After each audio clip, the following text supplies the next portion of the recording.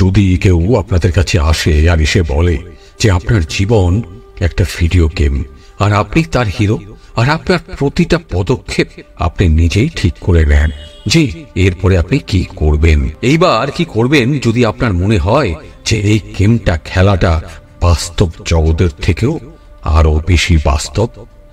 আমাদের সারা জীবনে আমরা যা কিছু দেখি, শুনি আর অনুভব করি তা এক প্রকার আমাদের কল্পনা ছাড়া আর কিছুই নয়। এটা একটু অদ্ভুত বলে মনে হতেই পারে আপনাদের, তাই তো? কিন্তু এটা কি আবার সত্যিও হতে পারে যে আমরা যে জীবন কাটাচ্ছি তা কেবলই একটা কল্পনা? আজকের এই ভিডিওতে আমি সেই কল্পনা সম্পর্কে আপনাদেরকে বলতে যাচ্ছি আর জানাবো এই কল্পনা জগতের বিশাল রহস্যটা কি। কাজেই বন্ধুরা, রিকোয়েস্ট করো ভিডিওটা শেষ অবধি দেখার জন্যই, আর ভালো লাগলে আমার চ্যানেলকে একটু সাবস্ক্রাইব করে লাইক করে সকলকে দেখতে বলার জন্য। মাই ফ্রেন্ডস, আমাদের বাস্তব দুনিয়াতে আমরা যা দেখতে, শুনতে আর অনুভব করতে পারি, ফিল করতে পারি তা আসলে আমাদের নিজস্ব কল্পনার থেকে সৃষ্টি হয়। এটা কিছুটা দার্শনিক বা ফিলোসফিক্যাল বলে মনে হতেই পারে, কিন্তু একটু ধৈর্য ধরুন। আপনি আপনার ছোটবেলার কোনো একটা বিশেষ দিনের কথা মনে করার চেষ্টা করুন তো। আপনার সে দিনটায় আপনার আশেপাশে যে শব্দগুলো হচ্ছিল সেগুলো একটু ভাবার চেষ্টা করুন তো।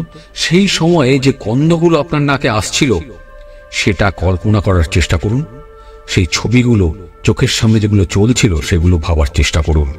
এগুলো মনে করতে পারেন এই সমস্ত স্মৃতিগুলো আমাদের কল্পনা দিয়ে তৈরি করা হয়, যদিও ওই ঘটনাটা আপনার জীবনে সত্যি সত্যি ঘটেছিল, বাস্তবে ঘটেছিল।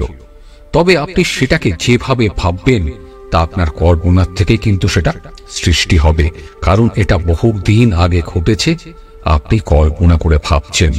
এই কথা এই কারণে বললাম যে আপনি যেটা কল্পনা করছেন সেটা সেই সময় যেটা ঘটেছিল তার থেকে একটু এদিক ওদিক হতেও পারে, কিন্তু আপনি যেটা ভাববেন সেটাই আপনি চোখের সামনে দেখতে পারবেন।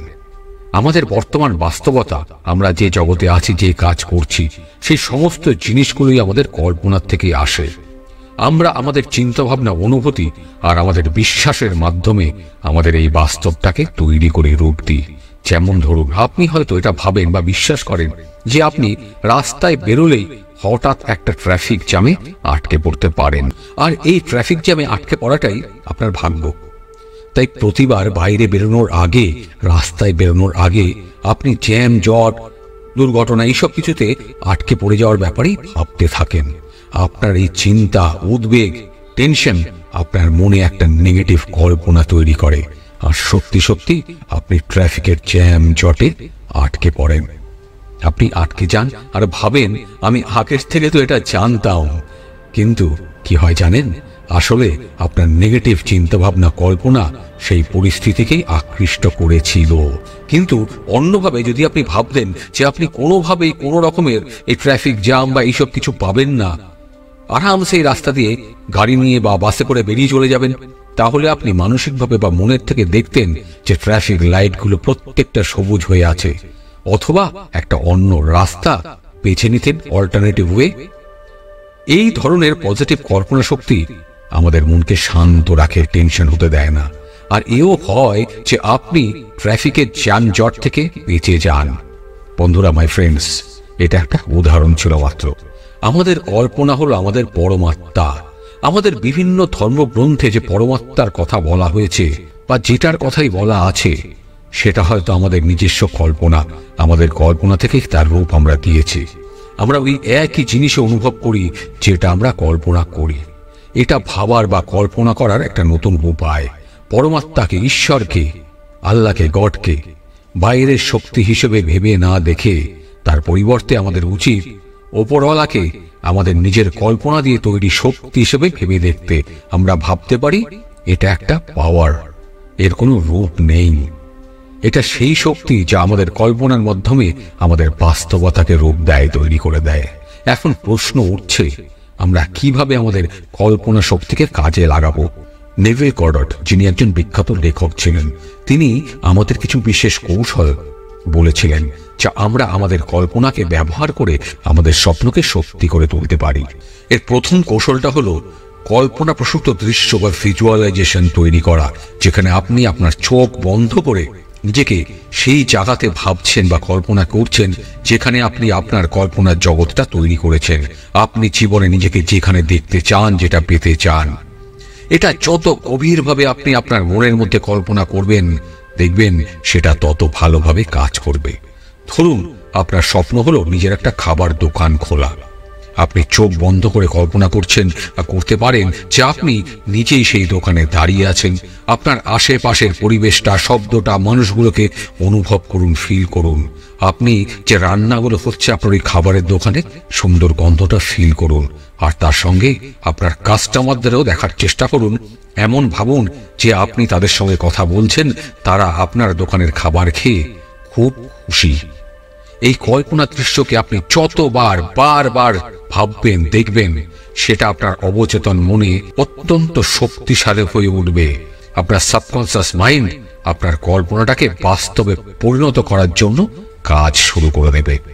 এরপর আসছি দ্বিতীয় কৌশল, সেটা হলো আপনাকে আপনার স্বপ্নটাকে আবেগ দিয়ে, ফিলিংস দিয়ে ভাবতে হবে, কল্পনা করতে হবে। মাই ফ্রেন্ডস, বন্ধুরা, নেভিল গডার্ড বলেছেন যে আপনার আবেগই হলো আসল রহস্য।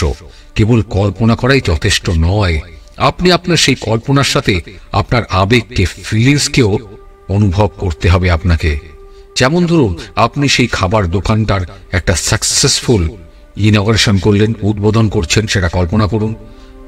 এই যে ইনঅগারেট করেছেন, দোকানটা যে খুললেন, সেটা খোলার পরে যে আপনার সাকসেস পেয়েছেন, সেটা পাওয়ার পর যে আনন্দ হয়েছে, সেটা গর্বের সঙ্গে ফিল করুন, অনুভব করুন। যত বেশি আপনি সেগুলো পজিটিভ ভাবে, সেই পজিটিভ ফিলিংসগুলোকে অনুভব করবেন, দেখবেন তত তাড়াতাড়ি আপনার কল্পনা সত্যি হবে। এটা আপনারা যে কোনো কাজের ক্ষেত্রে ব্যবহার করে দেখতে পারবেন। আমি হলফ করে বলছি 200% এটা আপনার জীবনে কাজে দেবে। তৃতীয় কৌশলটা হলো ঘুমানোর আগের সময়। ঘুমানোর আগের সময়টা কল্পনা করার জন্য সবচেয়ে উপযুক্ত সময়। আমাদের জন্য সবচেয়ে উপযুক্ত এই কারণে, আর সবচেয়ে শক্তিশালীও এই কারণে যে ওই সময় আমাদের মন সচেতন আর অবচেতনের মাঝখানে থাকে। এই সময়টা ব্যবহার করে আপনি আপনার দিনের ঘটনাগুলোকে আবার ভাবতে পারেন, কল্পনা করতে পারেন। তবে এবার সেগুলো আপনি আপনার ইচ্ছে অনুযায়ী চেঞ্জ করতে পারেন। যেমন ধরুন বিছানায় শুতে যাওয়ার আগে ভাবছেন আপনার দিনটা হয়তো খুব একটা ভালো ছিল না, ভালোভাবে কাটেনি, কিন্তু ঘুমোতে যাওয়ার আগে আপনি আপনার কল্পনায় দিনটাকে ফিল করুন, ভাবুন। এবার আপনি দিনের যে সময়গুলো, পরিস্থিতিগুলো আপনার পছন্দ হয়নি, আপনার খারাপ লেগেছিল, সেগুলোকে চেঞ্জ করে দিন, বাদ দিয়ে দিন, পরিবর্তন করুন। এই কৌশলটা আপনার অবচেতন মনকে নতুন বাস্তবতাকে গ্রহণ করতে প্রস্তুত করে। এমন অনেক অনেক কৌশল রয়েছে যা আপনি আপনার কল্পনা শক্তি বাড়ানোর জন্য ব্যবহার করতে পারেন।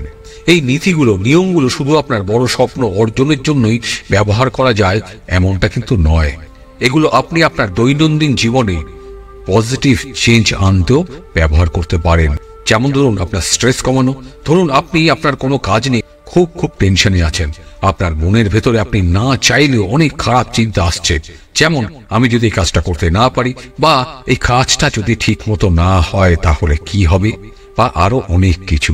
এই কল্পনার প্রসূত দৃশ্যের কৌশলগুলো আরো বেশি ব্যবহার করে আপনি নিজেকে একটা ভালো পরিস্থিতিতে অবস্থায় দেখতে পারেন। আপনি কল্পনা করতে পারেন যে আপনি আপনার কাজটা খুব ভালোভাবে করছেন, সমস্ত মানুষ আপনার কাজে সন্তুষ্ট হচ্ছে আর আপনার প্রশংসা করছেন। দেখবেন এটা আপনার মনোবল অনেক অনেক বাড়িয়ে তুলবে। আপনি যদি এগুলো করতে পারেন তবে আপনি নিজেকে অনেক শান্ত আর কনফিডেন্স তৈরি করতে পারবেন। এই ভিজুয়ালাইজেশনটা বারবার করুন আর তারপরে আপনি দেখতে পাবেন যে আপনার চাপ কমতে শুরু করেছে। আস্তে আস্তে আপনি আপনার অভ্যেস পরিবর্তন করতে এটাকে ইউটিলাইজ করতে পারেন। মাই ফ্রেন্ডস, বন্ধুরা, কল্পনা শক্তি এতটাই শক্তিশালী যে এর মাধ্যমে আপনি আপনার যে কোনো খারাপ অভ্যেসকে পরিবর্তন করে তুলতে পারেন।